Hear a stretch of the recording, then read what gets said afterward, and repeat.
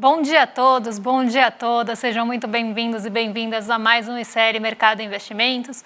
Hoje, segunda-feira, é dia de conhecer as perspectivas para a Bolsa na semana. Então, vamos entender o que o nosso mercado está esperando aí para o desempenho da Bolsa durante a semana e que encerra na sexta-feira. Mas a gente também tem outros pontos para trazer para vocês. Não temos o tradicional relatório Focus da segunda-feira, que ele vai novamente ser divulgado na terça, se tudo der certo, a previsão é essa. Mas temos outros pontos, vamos falar de Petrobras, que aí o mau humor continua em relação a Petrobras e outros aspectos aqui do nosso mercado doméstico, então a gente vai trazer esse tema para discutir aqui com vocês, trazer o lucro das petrolíferas para a gente dar uma comparada. A gente vai falar também das estatísticas de créditos, que a gente ficou em pendência com vocês aí na sexta-feira, então a gente vai trazer esses dados de estatísticas de crédito, taxa de juros, endividamento, como é que estão aí esses dados, e vamos falar também aí de outros assuntos que movimentaram a Ásia, movimentaram também nosso Brasil. Mas antes de tudo isso, André, bom dia, como você está? Bom dia, Débora, bom dia a todos os nossos espectadores. Um dia bem cheio de indicadores na Ásia, né? Saiu o índice de preços ao consumidor aí da China, então isso daí deve estar impactando consideravelmente os mercados da Ásia, então a gente vai passar por tudo isso. Vamos falar ainda da polêmica da semana aí da Petrobras, a Débora trouxe dados interessantes para a gente analisar. Vamos falar da situação do crédito do brasileiro, que teve uma redução aí, mas ainda continua em níveis muito elevados, mas tem muito assunto hoje, já vamos partir para a agenda então, né, Débora? Então coloca aqui na tela para a gente a agenda. E vamos ver aí o que o nosso telespectador aí pode enfrentar no dia de hoje. Hoje uma agenda mais esvaziada, né? Uma segunda-feira de poucos indicadores de peso sendo divulgados. Aqui no Brasil a gente teve o IPC-FIP da primeira quadricemana de março, o IGPM também aí do primeiro decênio pela FGV, né, divulgação da FGV. Temos o IPCS Capitais aí de março da primeira quadricemana também. Então, aqui, indicadores de inflação com menor peso, aí, com menor probabilidade e possibilidade de mexer com o mercado. A gente tem ministros aí, de finanças da zona do euro participando de reuniões no Eurogroup. Temos também dirigentes do Banco Central Europeu falando hoje em evento. Isso pode trazer aí também um pouco de centralidade, porque a política monetária é algo que deve pesar bastante essa semana. Essa semana é marcada aí por indicadores de inflação, né? Então a gente tem índice de preços ao consumidor aqui no Brasil, tem nos Estados Unidos também. Isso pode mexer com as perspectivas, né? Principalmente o índice de preços dos Estados Unidos, pode mexer com as perspectivas dos juros. Então a gente deve ter um pouco mais centralidade nessas questões de política monetária. Em seguida, a gente tem aí, depois do fechamento, balanços, né, e resultados trimestrais da Natura e da Localiza. E um ponto importante aí é que, a partir de hoje, o pregão, né, a sessão da nossa Bolsa, passa a encerrar às 17 horas, às 5 horas, com o início do horário de verão nos Estados Unidos. Então, agora começa o horário de verão por lá. Então, a gente não fecha mais às 6, a gente fecha às 5 e nós temos também aí a balança comercial semanal divulgada às 3 da tarde, essa como é de costume na segunda. Vamos agora então já partir para o nosso giro pelo mundo, que tem a notícia que a gente sempre coloca aqui para vocês, para saber o que vocês podem esperar, mas a gente teve dados sendo anunciados na China, e isso aí mexeu com os mercados de lá. Então, Débora, vamos já começar pela Ásia, já o nosso giro de mercado de hoje? Vamos começar porque lá na China, na sexta-feira à noite, então a gente teve algumas questões ali divulgadas na sexta-feira à noite, entre elas os dados de inflação da China, né? Então a inflação ao consumidor e ao produtor, que poderiam mexer com os mercados nessa manhã. Né? Então, eu vou trazer aqui os dados de inflação da China, porque eles quebraram uma sequência ali de quedas. Né, o índice de preços ao consumidor, ele vinha com deflação, ele vinha com queda há bastante tempo, e a gente tem essa alta aí entre janeiro e fevereiro que acabou animando os mercados. Então, assim, diferente de todos os outros países, o mercado estava esperando uma aceleração dos preços na China, porque aquela deflação que era vista, né, e que vinha sendo vista há bastante tempo, desde meados do ano passado, estava ali trazendo uma sensação de desaceleração da economia chinesa para o mercado. Então, eles esperavam, né, essa retomada dos preços na China. Isso aconteceu no índice de preços ao consumidor, mas não aconteceu no índice de preços ao produtor. Aqui a gente está vendo variação anual, tá? Então ano contra ano. Então, a gente está vendo fevereiro contra fevereiro.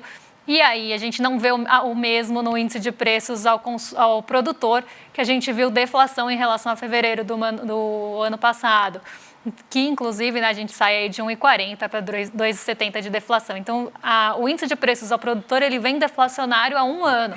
Isso está trazendo algumas preocupações ainda em relação à China. Por mais que o índice de preços ao consumidor tenha mostrado ali alguma alta, essa deflação ela ainda não está totalmente descartada, e isso foi até bastante veiculado aí durante a manhã, porque o índice de preços ao produtor ainda não mostra uma aceleração tão relevante. Aí quando a gente vê as variações, né, mensais do índice de preço ao consumidor, aqui a gente vê, né, como é que estávamos no mês passado e como é que ficou nesse mês agora, e também no acumulado em 12 meses referente aí a janeiro e fevereiro. Então, o índice de preços ao consumidor ele sai de um acumulado em 12 meses de 0,80, passa por uma aceleração aí de 0,69, então mostrando ali um acumulado realmente aumentando um pouco o seu ritmo de aceleração, uma variação percentual de 1,49, então 1,49 ponto percentual. Quando a gente olha a variação mensal do índice de preços ao consumidor, né, então mês contra mês aqui, mês de fevereiro contra mês de janeiro, a gente sai ali de 0,30, na verdade está trocado aqui, a legenda está trocada na verdade, a gente sai de 0,30 para 1% de variação. Então, no mês passado, a inflação lá foi 0,30 e nesse mês de fevereiro aí foi 1%. Então, a gente tem aí uma aceleração também no mensal, uma variação de 0,7 ponto percentual, que deve aí trazer, né, e trouxe um ânimo para os mercados chineses. Então, a gente teve ali muito da movimentação positiva da Bolsa da China, né, tanto o Xangai Composto quanto o Shenzhen, veio justamente aí dessa alta dos preços ao consumidor, até porque aquela reunião que encerrou no dia 10, né, aquela reunião de mais de uma semana ali da cúpula ali do governo chinês não trouxe mais novidades em relação aos estímulos. Então, muito da alta aí veio realmente pautado pelo índice de preço, surpreendendo aí inclusive as projeções do mercado. Isso aí afetou alguma coisa aí as bolsas? Como que estão os índices da Ásia hoje, Débora? Olha, os índices estão positivos na maioria. O Xangai Composto subiu 0,69%, então refletindo justamente essa alta de preços que foi bem recebida pelo mercado, mostrando uma possível aceleração, principalmente ali em relação a consumo. Então o mercado vem olhando muito para isso. Para quem não lembra, a gente trouxe até indicadores ali de quanto os chineses estão gastando, quanto eles estão viajando. Então isso está muito realmente sendo analisado pelo mercado. Então esse índice de preços ali, inclusive acima do esperado, animou o mercado chinês hoje, ele subiu 0,69. Por outro lado, o Japão, ele fez uma nova leitura do PIB, ele teve um crescimento muito pequeno ali inclusive em relação à métrica, a primeira leitura, vamos pensar assim, ele teve uma pequena mudança para um crescimento de 0,1 no quarto trimestre do ano passado, o que tirou o Japão da recessão técnica. Então, até a primeira leitura, o Japão estava em recessão técnica com quedas consecutivas ali de crescimento. Agora, com essa nova leitura, a gente vê a interrupção dessa recessão técnica. Mas isso não animou os mercados japoneses, pelo contrário, né? Por lá, essa notícia ela foi recebida ali até com um pouco de cautela, porque o mercado japonês começou a esperar que a política monetária de lá, que é chamada inclusive de ultracomodatícia, possa ter alguma mudança, então possa ter mudança ali na condução da política monetária e dos juros. E isso acabou levando a bolsa à queda, por essa expectativa, inclusive, de um possível aumento ali dos juros no Japão, que são até negativos, mas isso aí é um assunto até para outro dia. Mas o mercado teve ali essa sensação, essa perspectiva, e isso acabou derrubando aí as bolsas japonesas. O Nikkei 225 caiu fortemente, justamente por esse sentimento aflorado de aversão a risco. Vamos agora para o Brasil, que o mercado tá bravo, gente. O mercado não acordou bem, não teve um bom fim de semana. Tem toda a polêmica da Petrobras que a gente vai ter que voltar a falar aqui de novo. Mas você vê aí que boa parte aí do mercado está acreditando em queda nesse mês aí. Você tem mais ou menos um pouco de estabilidade aí, mas o mercado não está muito feliz. Até o risco fiscal voltou na pauta, né, Débora? Então, fala aí um pouco aí desse sentimento aí do nosso amigo mercado, essa entidade mágica aí que assola nossas vidas. Realmente o mercado está de bico, né? E estava na semana passada. Na semana passada até a gente tinha um otimismo generalizado ali para a nossa bolsa, né? Pelo menos era esperado ou alta ou estabilidade ali. Se a gente somar os dois, 75%, aí tinha uma perspectiva de ou que a bolsa ia ficar perto do 0 a 0, com possíveis leves ganhos ou perdas, mas muito perto do zero. Mas 50% achava que a bolsa ia subir. A gente teve vários fatores que acabaram derrubando a nossa bolsa na semana passada, mas o principal deles no fim da semana foi a Petrobras, que foi aí um balde de água fria para o mercado. Muito aí, nós vamos explicar, mas muito por um sentimento que o mercado tem de não receber os dividendos que recebia no passado. Então aqui a gente tem a Petrobras puxando muito aí na quinta e sexta-feira a bolsa para baixo. Então a gente tem uma queda de 1,63 na semana, a gente vinha de uma queda de 0,18. E aí, nessa semana importante para a inflação aqui nos Estados Unidos. Então, é uma semana que pode mexer muito com a perspectiva em relação à condição de política monetária nos Estados Unidos. Se a gente tiver ali qualquer surpresa do mercado em relação à inflação por lá, pode ser que as expectativas de juros voltem a subir. E isso vai diminuir o apetite pelo risco por aqui. Isso entre outros fatores aí que a gente tem pesando na Bolsa nessa semana, né? Essa segunda é um dia de agenda mais esvaziada, então a gente deve continuar tendo movimento da sexta-feira, mas durante a semana a gente tem indicadores muito importantes. Então o mercado está até otimista com 37,5 de expectativa de alta, porque é uma semana muito delicada, principalmente pensando aí em movimentos que podem vir aí de fora do Brasil. Então, realmente, uma semana que 37,5 até o mercado está... esses 37,5 estão bem otimistas. 25% acreditam em estabilidade, então que a Bolsa vai ficar no 0 a 0, igual na semana passada, mas 37,5%, então parte de quem estava otimista na semana passada não está mais, 37,5% aí espera queda na Bolsa. Então, uma Bolsa bem dividida, né, entre alta e queda, e muito dependente aí de movimentos que devem vir no exterior dessa semana. Vamos falar agora do crédito, né, que reduziu a taxa de juros, né, os juros do rotativo caíram. Então, uma queda bem considerável, foi para 415, mas ainda é um valor assim muito elevado, né? Então, a gente tem uma melhora, isso aí ajuda com que as pessoas consumam mais. Então, a gente está vendo que boa parte desse aumento de renda, inclusive, que saiu, né? Ontem saiu um dado falando do aumento de renda considerável que você teve aí nesse último ano, só que boa parte dessa renda está sendo gasta para você eliminar as dívidas que você teve que contrair no passado para conseguir sobreviver, principalmente durante a pandemia, né? E foi a farra da taxa dos juros do rotativo. Mas vamos ver aqui, Débora, você montou aqui para a gente, né, uma tabela mostrando aí como que está, né, a questão aí da taxa de juros aqui no Brasil, aí em cada tipo de modalidade, né? Exatamente. A gente trouxe as estatísticas do Banco Central, né, de crédito, e a gente tem aqui as taxas de juros ao ano, tá? Então, todas elas anualizadas e até o mês de janeiro, tá? Então, a gente está olhando para janeiro ainda. E aqui alguns pontos que eu gosto sempre de chamar a atenção.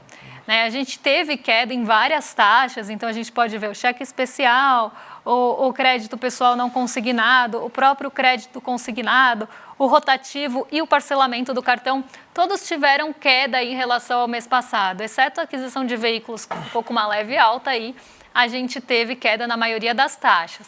Mas as taxas continuam ainda muito elevadas. A gente tem 126%, né, de taxa ao ano no cheque especial. Cheque especial é quando você entra ali no limite da conta, então a conta está zerada e aí você tem algum débito que acontece na sua conta e você entra ali no limite e fica negativo. Normalmente um crédito usado emergencialmente, mas que tem uma taxa muito elevada aí de 126 ao ano. Então, apesar da queda de 1,7 em relação ao ano passado, ao mês passado e ao ano passado também, porque a gente está falando de dezembro, a gente tem ainda 126% de taxa, uma taxa altíssima, e uma inadimplência de 13,1, que também diminuiu em relação ao mês de dezembro, mas continua uma inadimplência alta. E aí um ponto que eu gosto de chamar a atenção é que aqui a gente tem justamente inadimplências mais altas nas modalidades de crédito que a gente tem as maiores taxas.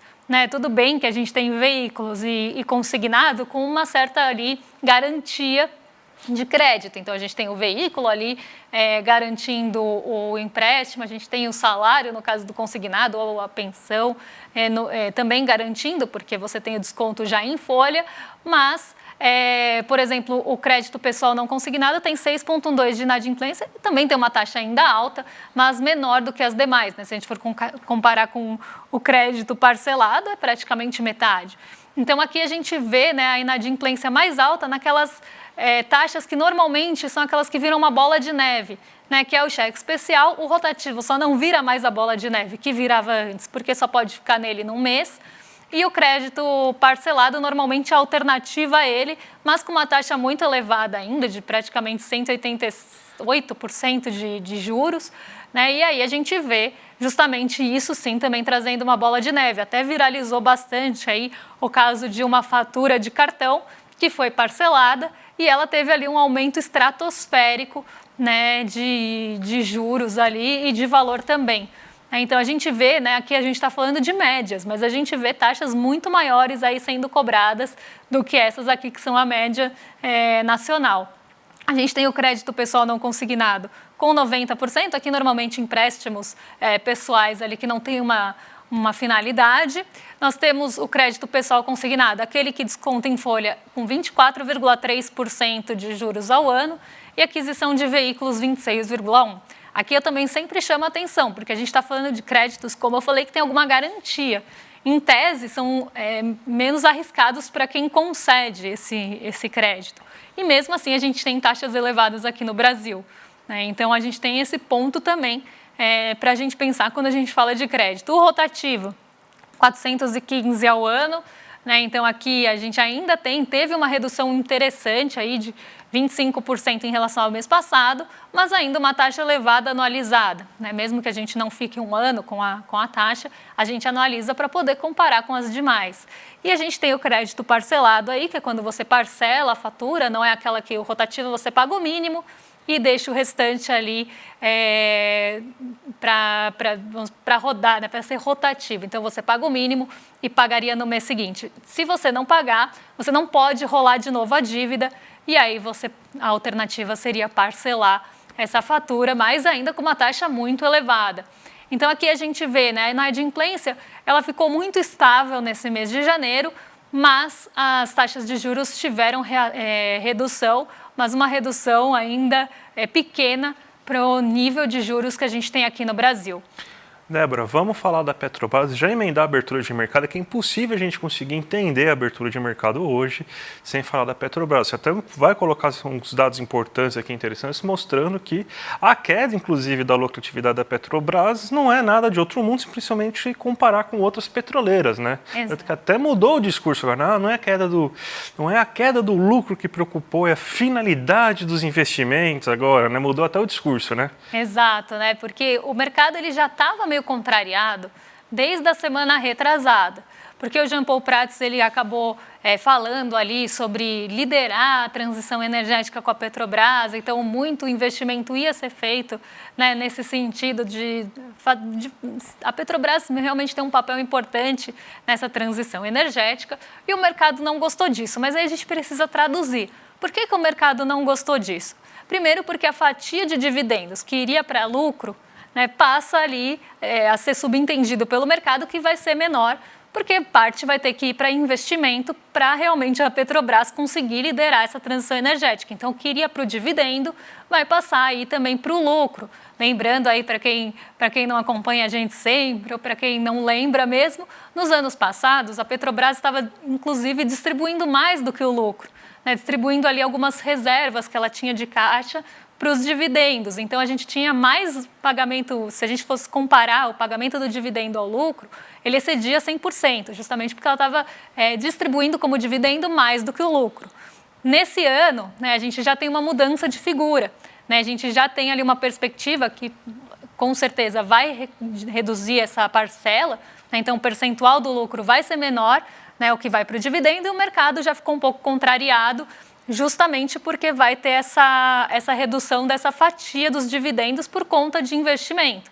Porque a gente pode dividir entre os dois e tem que dividir para ter um equilíbrio, para ser sustentável. Não adianta pagar só dividendos e não reinvestir na companhia, porque uma hora ela não vai gerar tanto lucro, ela vai perder competitividade, vai perder ali, inclusive, capacidade, enfim, em relação aos pares, e aí ela não vai mais trazer o mesmo lucro. Então não adianta olhar só no curtíssimo prazo como o mercado estava fazendo.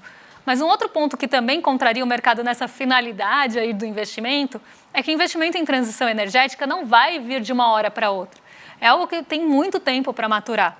Então, se você faz um investimento hoje, começa a fazer um investimento hoje, começa a pensar nisso hoje, isso talvez traga algum fruto lá no futuro. E o mercado não está vendo isso como uma forma tão lucrativa, né? E principalmente de caixa ali no curto prazo.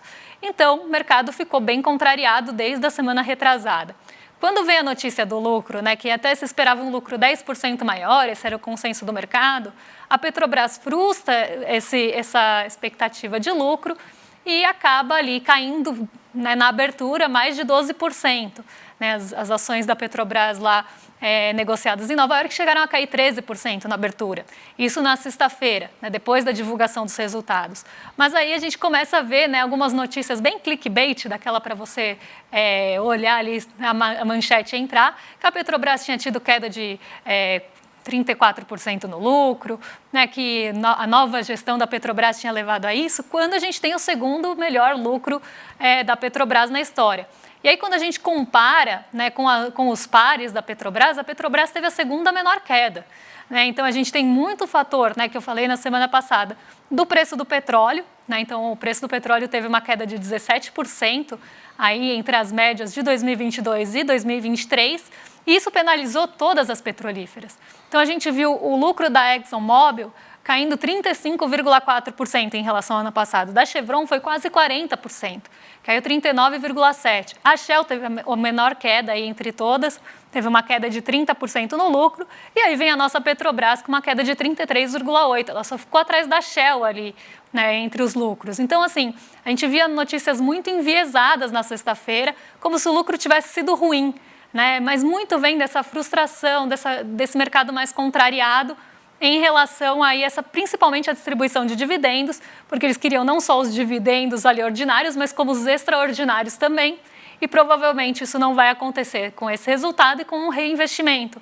E aí o mercado também fica contrariado porque pensar para onde vai esse caixa, né, se não vai investir em quê, e aí começa toda essa discussão em relação a projetos de muito longo prazo que no curto prazo não vai trazer aí frutos. Então o mercado está muito realmente contrariado em relação a isso. Mas aqui a gente vê que a queda da Petrobras não foi das maiores, ela ainda teve o segundo melhor lucro da história, e a gente vê também o preço do petróleo aqui influenciando muito todas as petrolíferas em bloco. Então aqui mercado reagindo muito mal mesmo a Petrobras, por conta aí de frustração, eu diria, em relação a dividendos. E aí a gente abre hoje o mercado, vou colocar aqui para vocês, porque a gente abre o mercado hoje aqui. Opa! Pronto, agora foi. Coloquei aqui na tela. A gente abre em queda hoje, né? Mudou a hora da negociação em Nova York, então agora a gente já tem as bolsas também em Nova York abertas, todas ali no negativo, né? Então não é só o Brasil que está com a sua bolsa no negativo. A gente ainda tem queda na Petrobras hoje de manhã, mas a gente tem outros fatores puxando essa queda da nossa bolsa. Um deles, né, Vale, tá? Vale está caindo, está com uma aceleração de queda, porque o minério de ferro negociado lá em Dalian, na China, caiu mais de 5% hoje. Isso trouxe ali uma queda bem acelerada para Vale, mesmo que a gente tenha tido na sexta-feira o anúncio da prorrogação ali da direção da companhia, né? Então o CEO vai ficar até dezembro, ele ia sair em maio, tinha muita dúvida em quem que ia substituir ele, então a gente tem esse fator aí que poderia ser positivo na visão do mercado para Vale, mas não sustentou por conta da queda do minério de ferro. E a gente tem também o mercado reclamando, né, porque nós tivemos a arrecadação maior aí sendo divulgada e o mercado começou a torcer nariz, porque o Lula falou que diante de arrecadação maior poderia rever ali os gastos do governo, o mercado não gostou e já começou até a falar em risco fiscal, coisa que a gente não via aí há muito tempo em manchetes e notícias de mercado. A gente vê as treasuries avançando, que está puxando muito dessa queda em Nova York, porque como eu falei, hoje a gente tem uma agenda bem vazia e a gente tem divulgação de índice de preços nos Estados Unidos na semana, então o mercado já está ali ansioso para essa divulgação, então já começa a ajustar posições. O dólar cai, né? Então a gente vê o dólar caindo mesmo num dia de treasuries em alta e em dia de queda na nossa bolsa, que muito por ajuste de posição também, né? Não nada muito específico que esteja puxando o dólar para baixo. A gente tem o DXY subindo, então o dólar se fortalecendo frente aos pares, o que mostra que aqui contra o real é realmente um ajuste de posição, que se a gente for pegar treasuries, né, elas estão em alta e isso puxa normalmente o dólar para cima, que é o que está acontecendo com o DXY. E hoje a gente não conta com o preço do petróleo Brent também para tentar dar uma impulsionada na Petrobras. Então ela vai continuar sofrendo ali, claro, em menor proporção do que na sexta, mas sofrendo com o mesmo motivo que levou a Petrobras à queda na sexta-feira. Débora, todo mundo que viu a aula ontem, né, ficou sabendo da grande novidade que a gente vai ter no ICL a partir de agora, né? É um documentário novo, né, documentário exclusivo de ICL chamado Máquina de Moer Reputações. Então essa nova produção aí vai mostrar, inclusive, como que a extrema-direita está utilizando aí de todo o seu maquinário para moer a reputação de grandes mentes aí da esquerda. A gente tem um trechinho aqui para passar para vocês. O objetivo é limpar a cena do crime para a macharada. E o trabalho deles era assassinar a reputação. Essa filosofia aí do Paulo Freire da vida, esse energúmeno aí que...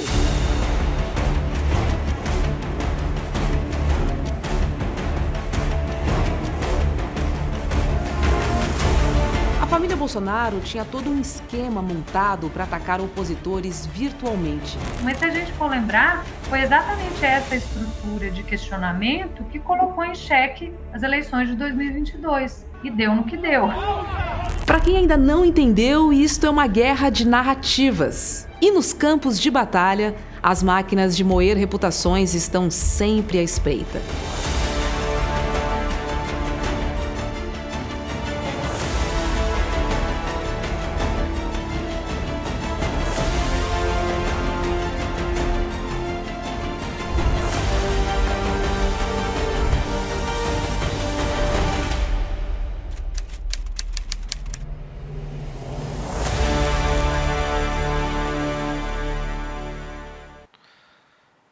Então já deu para vocês terem uma noção aí que a gente chamou jornalistas, especialistas, um monte de gente importante aí para falar como que eles tentam moer a reputação de pessoas como a Maria da Penha, como a Marielle Franco, como o Paulo Freire, imperdível. E hoje à noite, às 8 horas da noite, vai estrear no nosso canal, no ICL, exclusivo para membros, essa série. Então, gente, para quem ainda não é assinante aí do ICL, assine o ICL aí e veja a estreia desse super documentário, essa super produção que a gente fez aí, vale muito a pena. Entra aqui, ó, iclmercado.com.br, assine o ICL, 8 horas da noite, vocês vão poder ver essa série. E amanhã a gente tem, depois do rolê e depois do ICL Notícias, segunda edição, o primeiro episódio aí da série documental da máquina de moer reputações. A gente fica por aqui, eu vi que os rolezeiros já estão em abstinência, inclusive falaram isso no chat, então agora vocês ficam com o rolê ICL, com o William De Luca e o Guga Noblar. A gente volta amanhã para trazer as notícias aí mais importantes, lembrando que amanhã tem inflação, então vamos ver o que vai mexer com o nosso bolso, ou o que mexeu com o nosso bolso. Então a gente tem aí muita coisa para trazer para vocês amanhã. Um beijão e até! Até amanhã, gente. Tchau, tchau.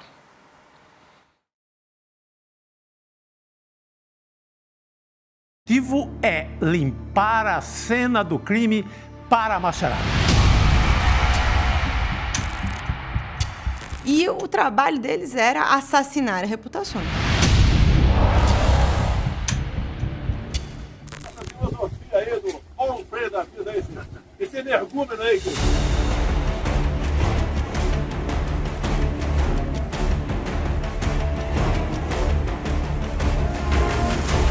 A família Bolsonaro tinha todo um esquema montado para atacar opositores virtualmente. Mas se a gente for lembrar, foi exatamente essa estrutura de questionamento que colocou em xeque as eleições de 2022 e deu no que deu.